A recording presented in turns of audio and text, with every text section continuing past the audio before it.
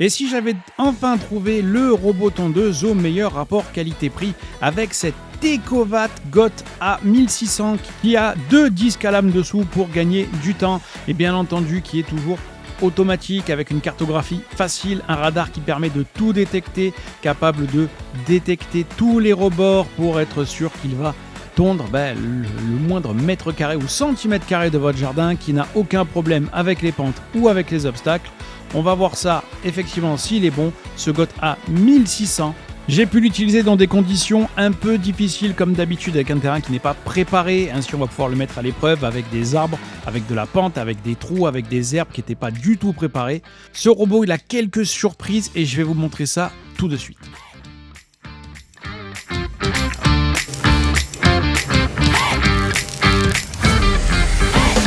Bonjour à tous, toujours en plein déménagement, bienvenue sur la chaîne Isidon. Aujourd'hui, on continue un peu sur cette parenthèse sur les robots tondeuses et je pense que là, on sera pas mal de proposer plusieurs alternatives. Donc, on est sur le 3e robot tondeuse de la chaîne. J'en ai fait un qui était une marque un peu réputée, spécialisée là-dedans, un qui était dans une proposition tarifaire le plus contenue possible. Et là, on va proposer un nouveau robot tondeuse de la marque Ecovac qui m'ont contacté pour vous proposer un produit qui semble être un rapport qualité-prix très intéressant.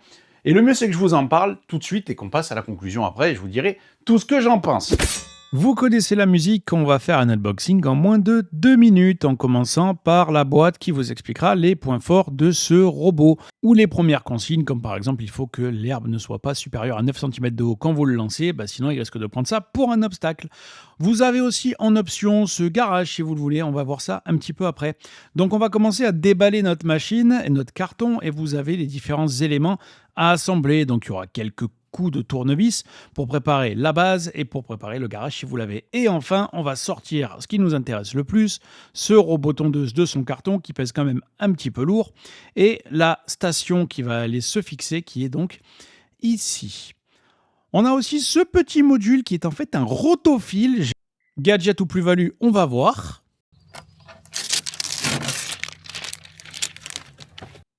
Voilà, après avoir enlevé les différentes protections, on peut voir qu'il y a une belle caméra à l'avant avec pas mal de capteurs et d'éclairage. Dessous, on va pouvoir voir les 2 disques de découpe. Et jusqu'à présent sur la chaîne, on n'en a pas encore vu avec 2 disques, ainsi que les roues crantées et le reste du dessous de l'appareil. On va pouvoir enlever le cache sur l'Holoscope 360 qui va aider ce robot à se déployer. On aura une grosse notice en anglais, mais c'est assez clair pour savoir comment brancher au début la machine et comment télécharger l'application. Le câble pour alimenter la station, bien entendu, les vis pour le fixer dans le sol et une fois votre robot prêt, il ne restera plus qu'à fixer ces éléments qui vont au niveau du rotophile pour pouvoir s'en servir. Le garage, il y a pas mal de coups de tournevis avec quelques éléments à fixer les uns sur les autres et après voilà à quoi ressemblera votre robot, sa station et le garage une fois installés. On va commencer la cartographie du robot, mais avant de commencer, je vous montre un petit peu l'environnement. Donc là, on est sur, alors j'ai envie de dire pelouse, mais c'est pas un vrai gazon, on est sur quelque chose d'un peu en friche, que vous allez voir, il y a beaucoup d'herbes hautes qui c'est absolument pas recommandé pour l'utiliser dans des conditions optimales. Vous devez d'abord passer un coup de tondeuse. On a aussi cette grande pente sur laquelle on va tester, qui a quelques arbres, qui a une vieille fosse septique. Et là, vous voyez un petit peu un plan de drone. Et donc, on est censé à la cartographie avoir à minima ce genre de choses. Donc, on va connecter notre robot avec l'application. Donc, la connexion Wi-Fi est indispensable au moins au début. Et ensuite, on va lancer la cartographie de la zone 1 parce que vous voyez, il y a ce petit passage avec des pavés qui délimite un petit peu notre pelouse. Donc, on va devoir faire 2 cartographies. Donc là, il va nous longer les bords avant de faire l'intérieur de cette pelouse, si on peut l'appeler comme ça. Et pour là, dessus, il n'y a vraiment pas eu de souci.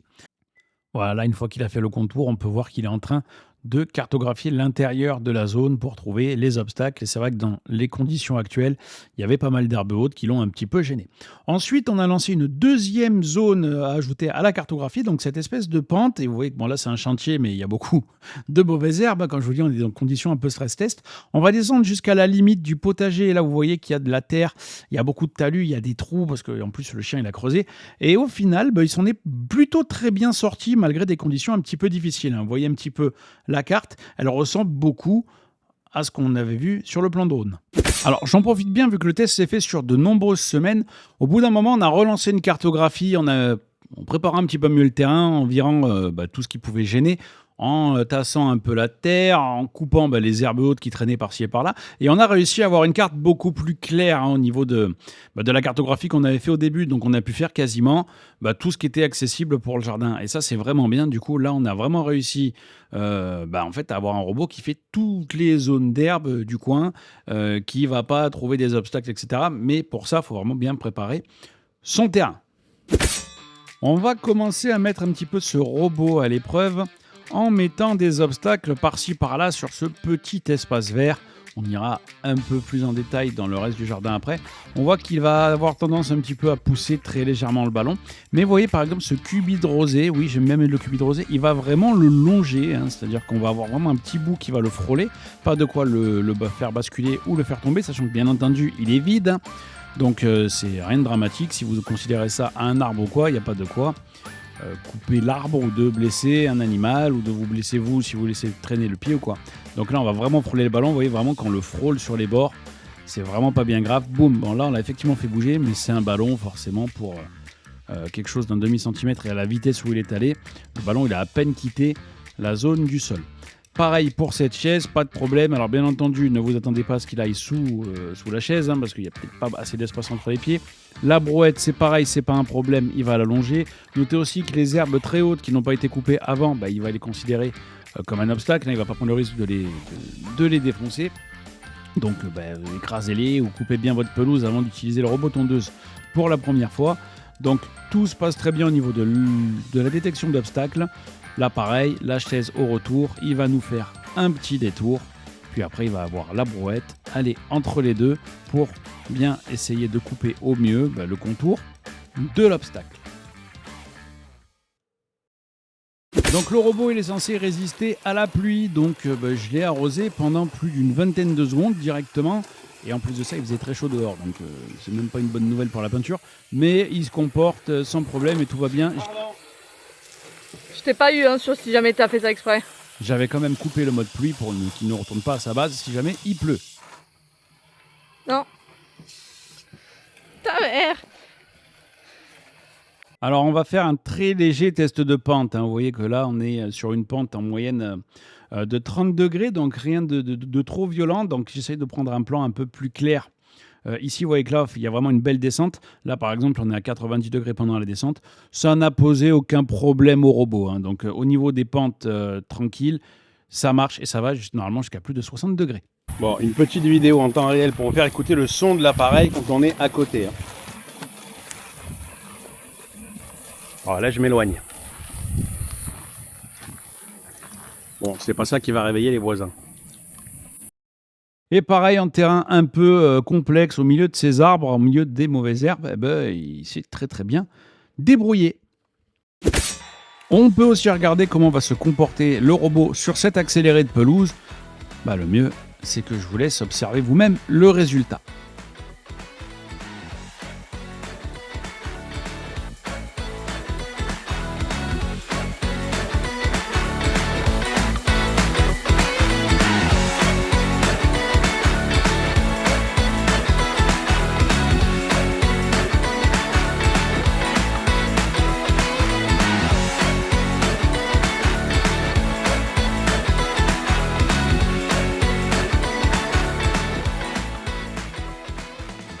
Rien à signaler, ça se passe très bien.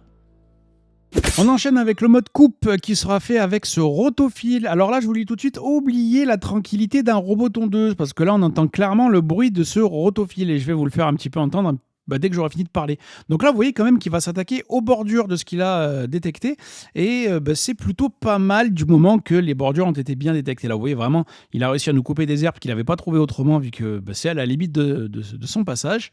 Et c'est pas mal. Maintenant, je vous laisse écouter.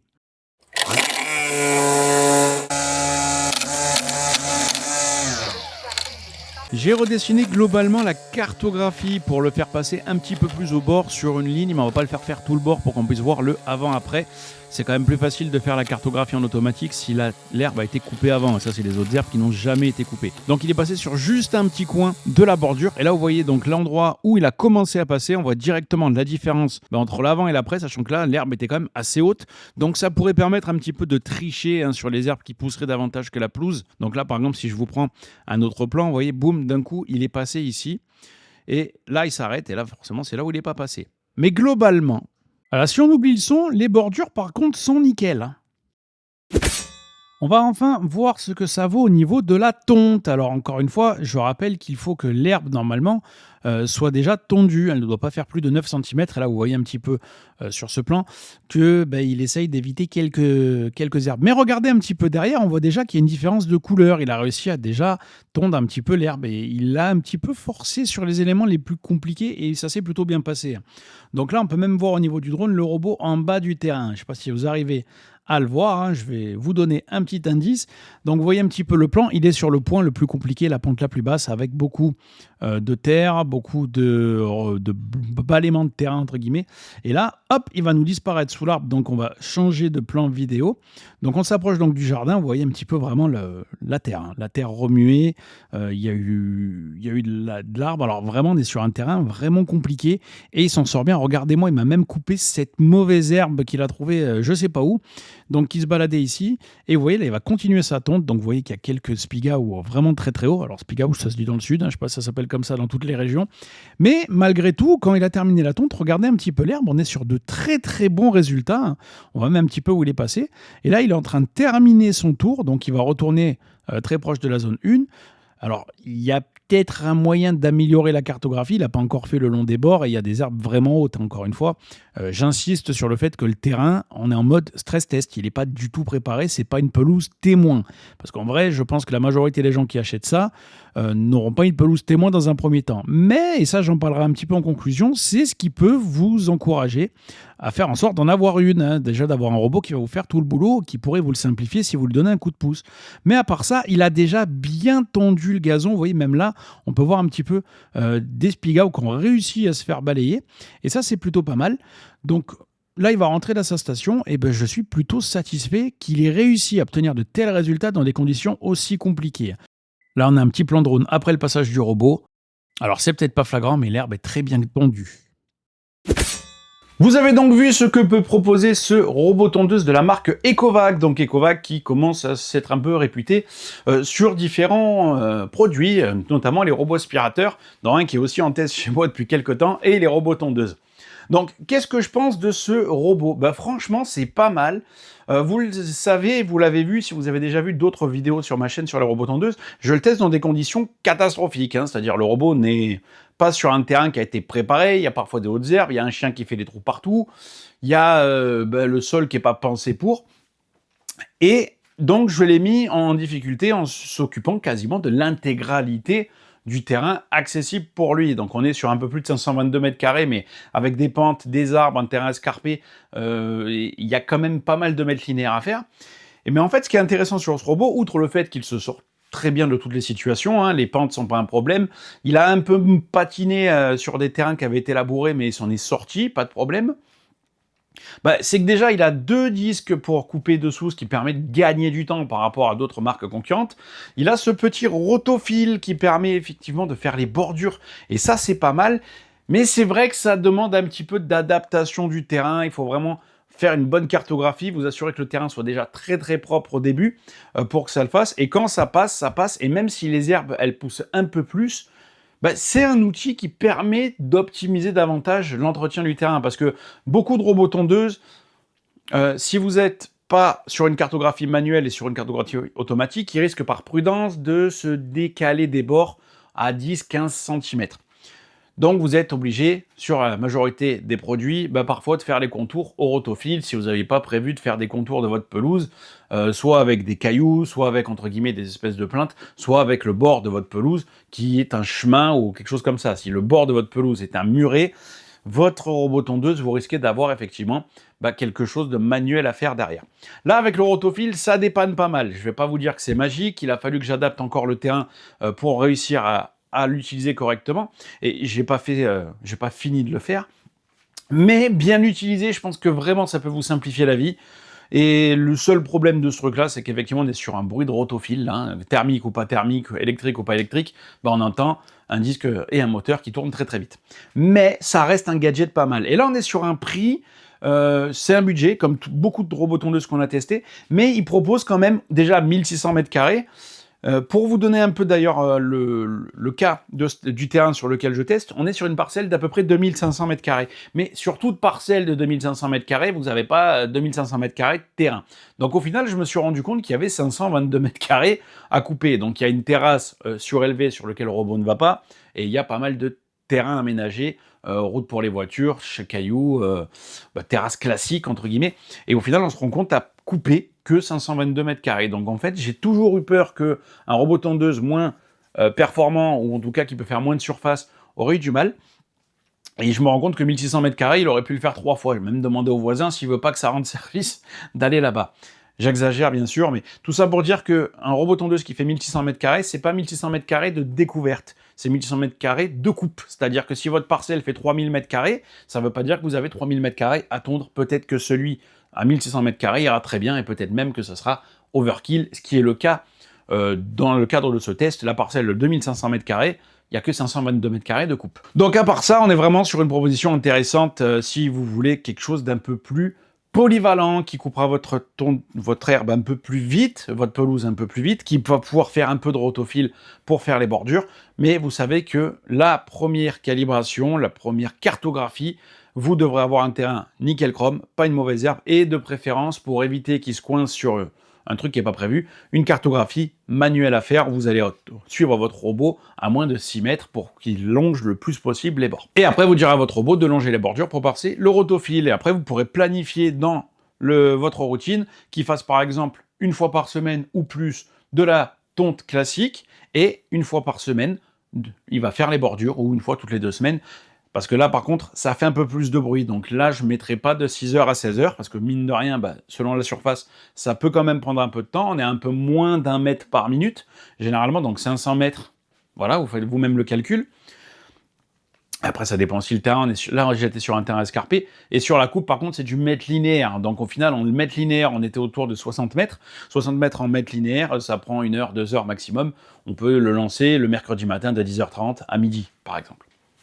Voilà, en tout cas, surprenante proposition. Comme d'habitude, vous avez un lien en description si ça vous intéresse. Je vous laisse avec un court bêtisier. Ciao, à la prochaine. Et après, si vous avez confiance, vous lui direz de tondre, de faire les bordures à moins de 10 cm. Oula. Putain, j'arrive pas à atteindre là. J'arrive pas à bouger dans ce putain d'atelier.